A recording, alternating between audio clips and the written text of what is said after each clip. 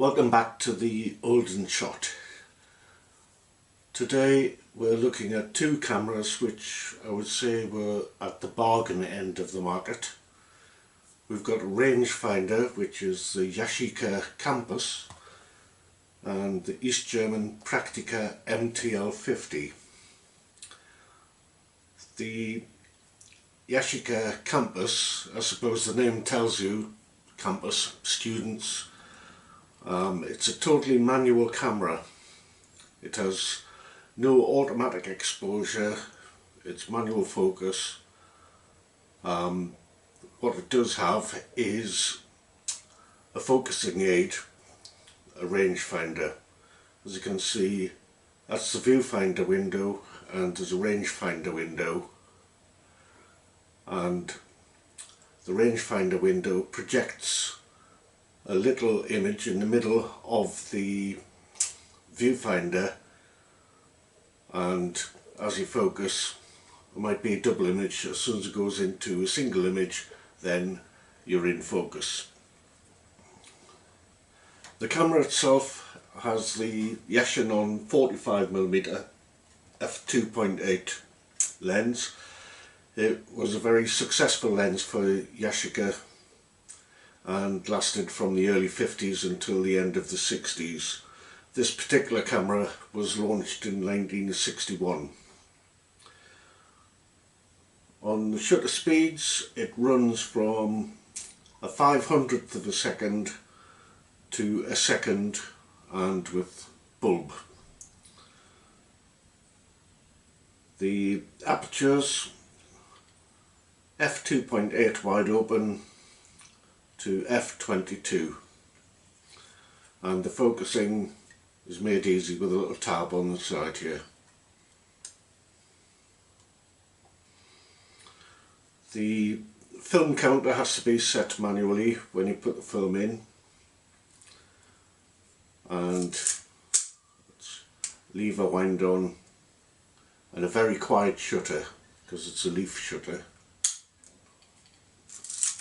Lovely sound. Going on to the Praktica. Praktica made many models looking very similar. The MTL50 I think was their last in the line. It's the last in the line with M42 screw for lens fitting.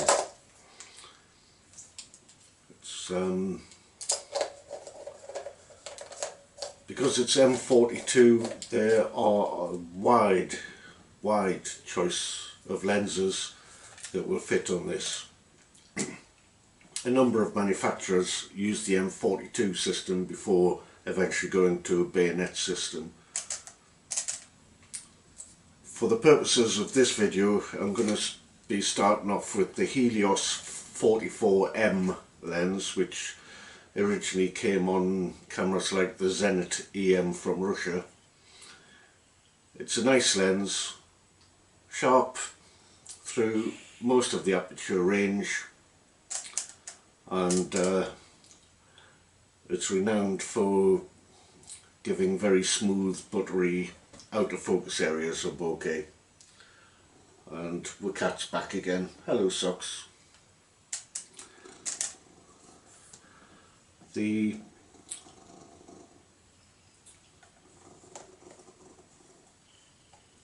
lens focuses down to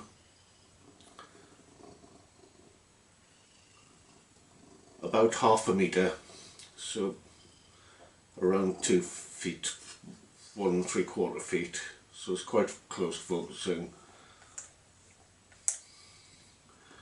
The apertures go from f2 to f16.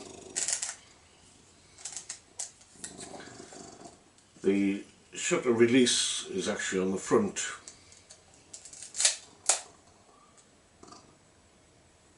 It's quite a handy position.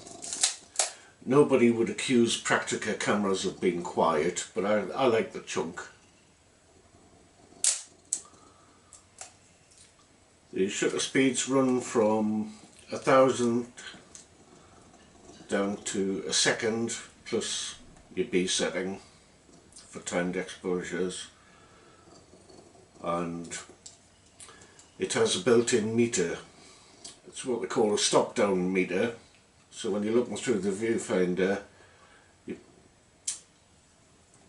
you press this button in here while you're looking, and there's two red arrows pointing at each other inside. If only one's lit, you're either under or overexposed. If they're both lit together, that's your correct exposure, then you take a shot. What we'll be using today is a black and white film. It's Agfa APX100. I've not used it before. I had a look through Flickr and did a search on APX100 shots that other people have taken, and it looks to be quite a nice film with low grain and decent contrast. We'll find out when we've run the films through. And again, because I'm new to this, I'm going to be developing it myself. It'll be the second set of films that I've developed myself, and hopefully we'll get a good result again. So off we go. What do you think? It's a good one.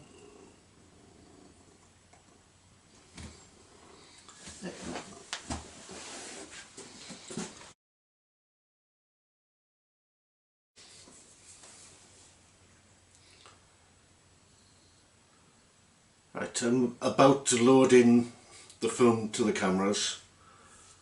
They're both fairly straightforward to load, even with my shaky hands. As you can see, it's Agfa 100. I just stress I'm not getting paid by anybody to do these yet. One day people will send me freebies.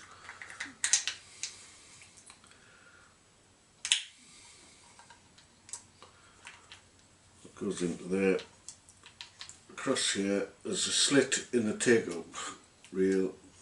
You have to fit the camera, fit the film in the slit.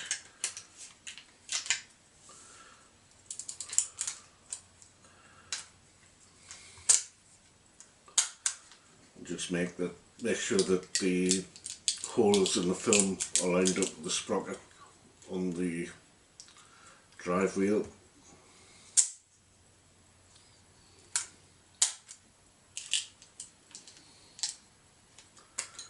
That's going in there nicely.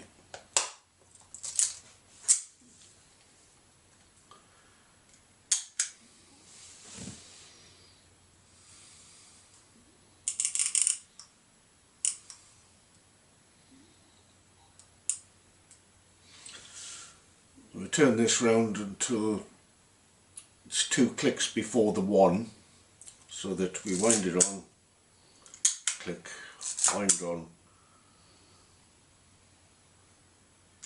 click, and we're set up for number 1.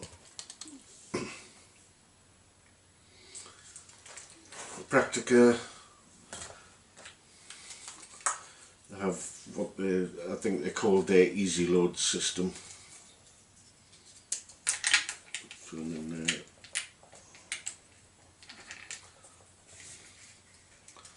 Pull it across. There's a little tab here. Got to make sure that the film's underneath that tab.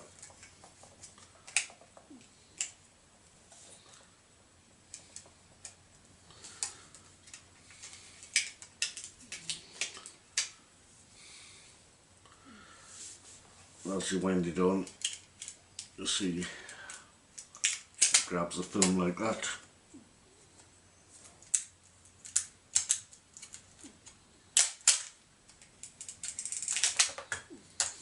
Close that up, it's been taken up. This one has an automatic counter, so you don't need to worry about setting it.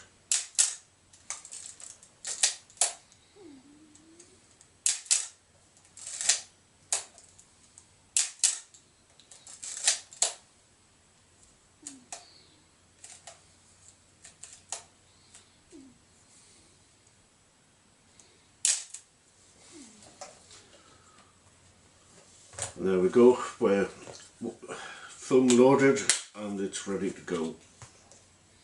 Hopefully I'll get some good shots and I won't mess it up with the developing. Because I've got two 36 exposure films to run through, I'm not likely to get all the photos taken in one trip. So before I go out on the second trip, what I'll do is I'll switch over from the Helios lens to the Pentacon lens, the one that was the standard lens for the Praktica MTLs. And we'll see if there's any difference. I like both lenses. I like the Helios and I also like the Pentacon because they're cheap. I like cheap things, and hopefully what we'll show at the end of this is that cameras themselves are like proof boxes and they will do the job that you ask of them. The magic comes from the lens and hopefully my eye. If I'm creative, I'll find things that are worthwhile taking photographs of, which will be interesting to people. I'm looking forward to it. The weather's not great at the moment, it's a bit windy. It's fairly bright, which is good because it's fairly slow film, 100 ISO. But we'll find some good stuff, I hope. Looking forward to it.